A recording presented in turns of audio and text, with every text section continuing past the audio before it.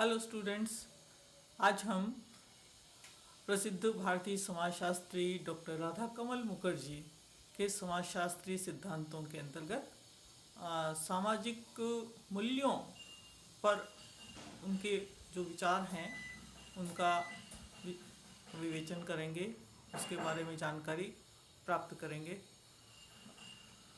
और इसके पूर्व जो आ, वीडियो था उसमें मैंने आपको डॉक्टर राधा कमल मुखर्जी के समाजशास्त्री योगदान, उनके कृतित्व, उनके सिद्धांत और उनके जीवन की महत्वपूर्ण घटनाओं का अति संक्षिप्त विवरण प्रस्तुत किया था।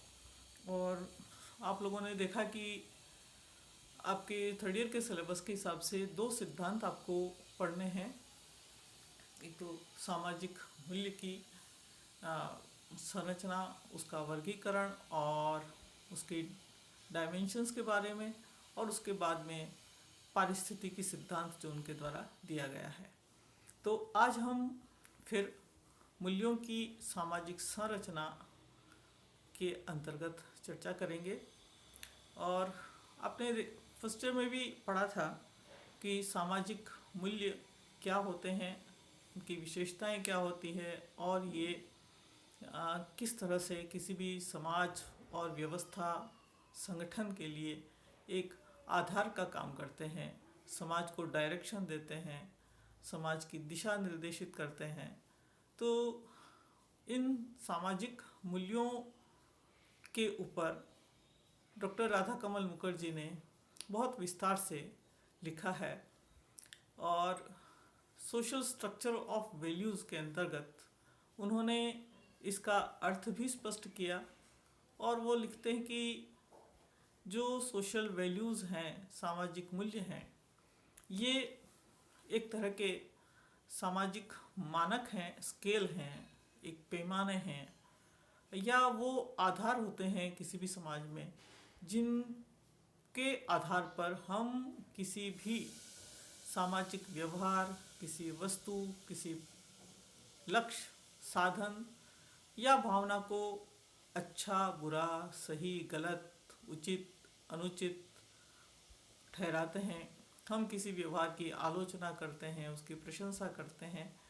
तो जिन आधारों पर हम ये सब कुछ करते हैं वो एक तरह से सामाजिक मूल्य होते हैं। यानी किसी समाज में क्या महत्वपूर्ण है और क्या महत्वपूर्ण नहीं है, किसको समाज अच्छा मानता है, किसको समाज अच्छा नहीं मानता।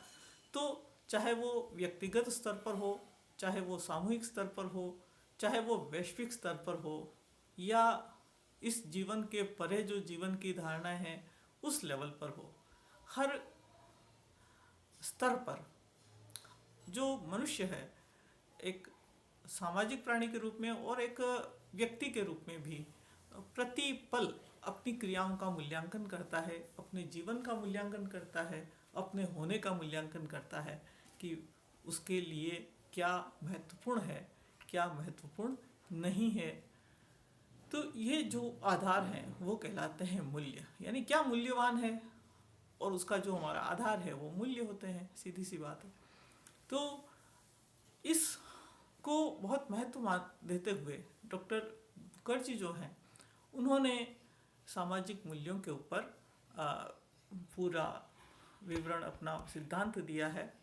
तो वो कहते हैं कि जो सामाजिक मूल्य हैं वो समाज द्वारा मान्यता प्राप्त लक्ष्य हैं, और इनका आंतरीकरण, इनको सीखना, आंतरीकरण का मतलब अपने जीवन में उतारना या अपने व्यवहार का अंग बनाना।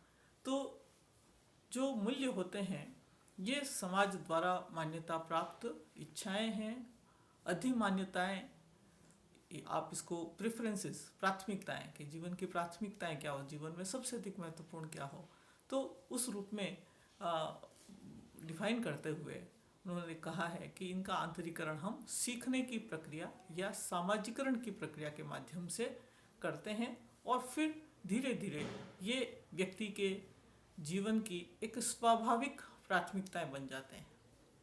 तो इस तरह की जो भी बातें होती है, इस तरह की जो भी विचार होते हैं, इस तरह की जो भी मान्यताएं होती है, वे सभी सामाजिक मूल्यों के अंतर्गत आती है।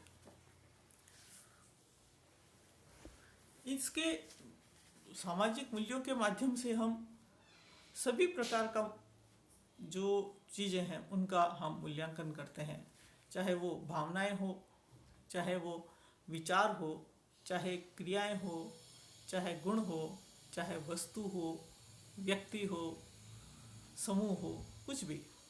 तो ये जो मूल्य होते हैं इनका एक संवेगात्मक आधार होता है, और इसी संवेग के माध्यम से, भावनाओं के माध्यम से ये जो समाज के सदस्य हैं उनको अपील भी करते हैं, और इसी के आधार पर ये समाज में जीवित भी रहते हैं। तो जब भी कोई व्यक्ति किसी चीज़ के विषय में विचार करता है, निर्णय लेता है या मूल्यांकन करता है, तो उस पर इस भावना का स्पष्ट प्रभाव रहता है।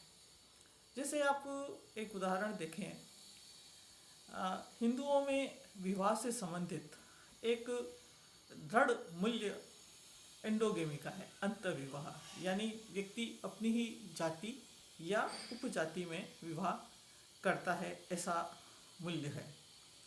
अगर इसके विपरीत कोई व्यक्ति इंटरकास्ट मैरिज करता है, ठीक है, अंतर जाति विवाह करता है, तो ये सामान्यतः देखा जाता है कि उस विवाह की चर्चा उस विवाह करने वाले सदस्यों के परिवार में, पड़ोस में, गांव में, मित्र मंडली में बहुत उत्साह के साथ या बहुत भावनात्मक रूप से की जाती है, और ऐसा लगता है जैसे मानो उस समूह का या उन लोगों का कुछ छिन गया है, या एक कोई मुसीबत आ गई है।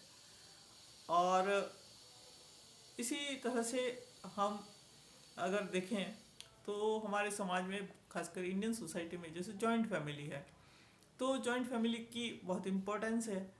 अब कोई व्यक्ति विवाह करता है और उसके बाद में अगर वो थोड़े दिन बाद जॉइंट फैमिली से अलग हो जाता है, तो चूंकि जॉइंट फैमिली का मूल्य है, महत्व है, तो वो अलग होते ही, आज आप लोगों ने देखा होगा साधारण जीवन में कि सबसे ज़्यादा निंदा की जाती है, और बहू की निंदा की जाती है कि ये बहू ऐसी आई कि इसने तो हमारा परिवार तोड़ दिया।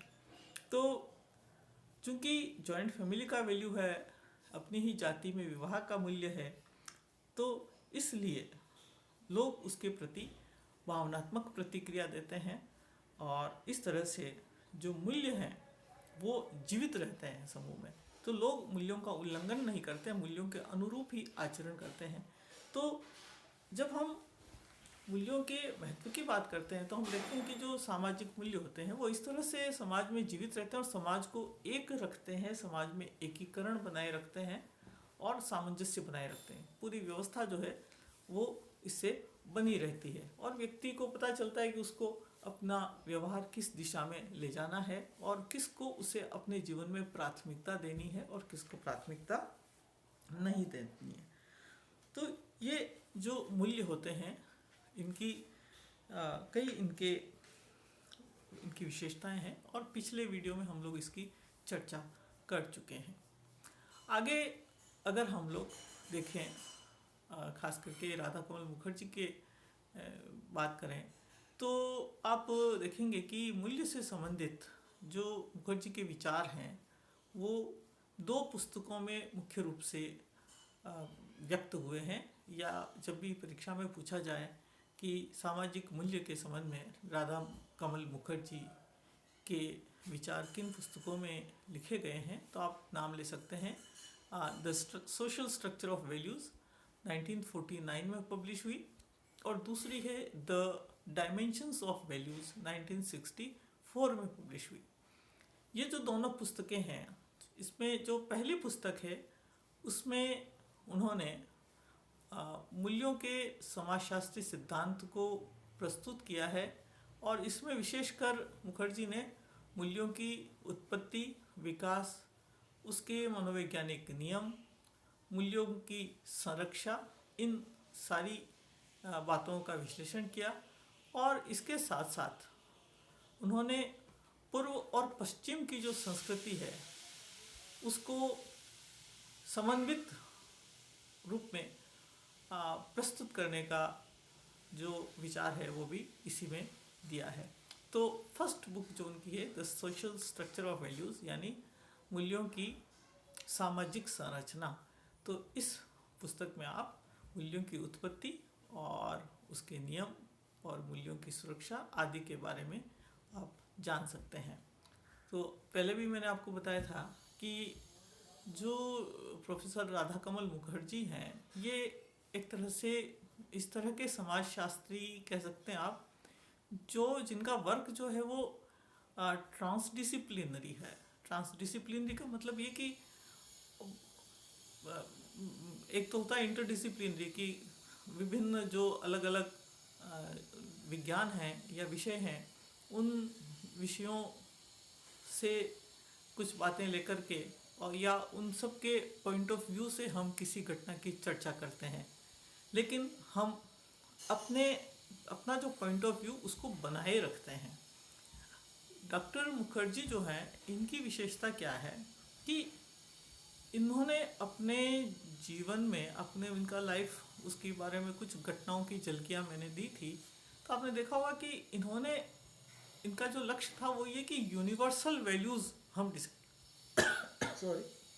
डिसाइड करें। तो उन्होंने इतिहास से शुरुआत की, इकोनॉमिक्स पढ़ा, सोशियोलॉजी पर आए, उसके बाद में फिर और फिलॉसफी, साइकोलॉजी, सारे विषय, उनकी जो खोज थी और उनका जो लक्ष्य था वो ये कि हम किस तरह से मनुष्य के लिए, यानी पूरी मानव जाति के लिए यूनिवर्सल लेवल पर हम ऐसे कुछ मान्यताएं, ऐसे कुछ आदर्श या इस तरह की कोई वैल्यूज़ को डिसाइड करें जो कि सभी के लिए उपयोगी हो। तो वो सिर्फ सोशियोलॉजी पर नहीं रुके, वो सिर्फ इकोनॉमिक्स पर नहीं रुके, वो सिर्फ मनोविज्ञान पर नहीं रुके, इन सब के बियॉन्ड, इन सब में से होकर के गुजरे और अपने लक्ष्य को प्राप्त करने की कोशिश की। तो उन्होंने पूर्व की संस्कृति को देखा, पश्चिम की संस्कृति को देखा, सारे ज्ञान की शाखाओं को देखा और उन सब का समन्वय करके, उन सब के अंदर से कुछ ऐसा निकाल करके और उन्होंने एक जनरल थ्योरी ऑफ सोसाइटी देने की कोशिश की। समाज का एक महाविज्ञान बनाने की उन्होंने कोशिश की। एक इस तरह का सिद्धांत उनका है। तो इसलिए ये जो मुखर्जी हैं, तो इनके लिए मूल्य सिर्फ सामाजिक मूल्य, एक जैसे कोई समाजशास्त्री या एक सोशियोलॉजिक डिसिप्लिन से जुड़ा हुआ व्यक्ति बात करता है कि क्या फैक्ट है क्या नहीं है, उसका एनालिसिस कर दिया, वही नहीं है।